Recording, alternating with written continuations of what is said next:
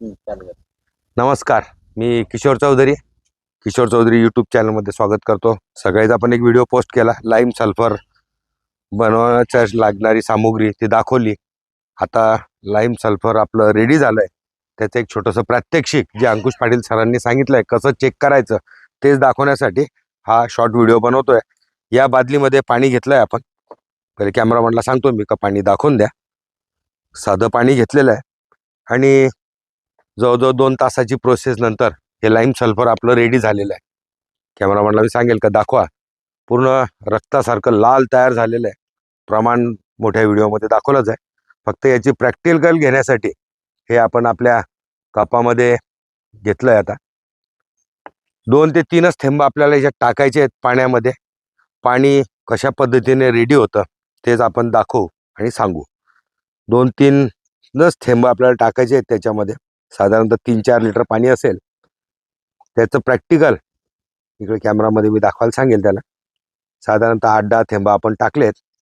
काहीच करणार नाही आपण.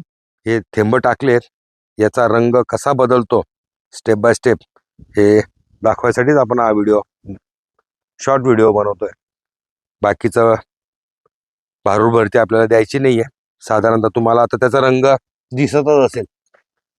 आता कॅमेरामॅनला मी सांगेल का इथं दाखवा. पूर्ण दुधासारखं, नॅचरली दुधासारखं रेडी होत चाललंय. तुम्हाला दिसत असेल.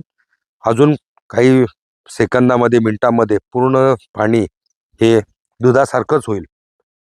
त्याच्यानंतर याचे रिझल्ट आपण सांगतोच आणि दाखवतोच आहे. खूप छान रिझल्ट येत आहेत. खर्च 15-20 रुपयामध्ये तुमचं 1 लिटर तयार होतं लाईम सल्फर. तर काही चुकीचं नाही आहे. अंकुश पाटील साहेबांचे मी मनापासून धन्यवाद करेन. आता वापस कॅमेरामध्ये दाखवायला लावतो का त्याची क्वालिटी म्हणजे खरंच बरोबर. आपण हलवलेलंही नाही, त्याला एवढंसही हलवलेलं नाही आहे. पूर्ण दुधासारखं तयार होत आहे. प्रतिपंप आपण 50 ml घेतोय स्प्रेसाठी. 50 ml, 60 ml, 100 ml टाकलं काहीच नुकसान नाही आहे.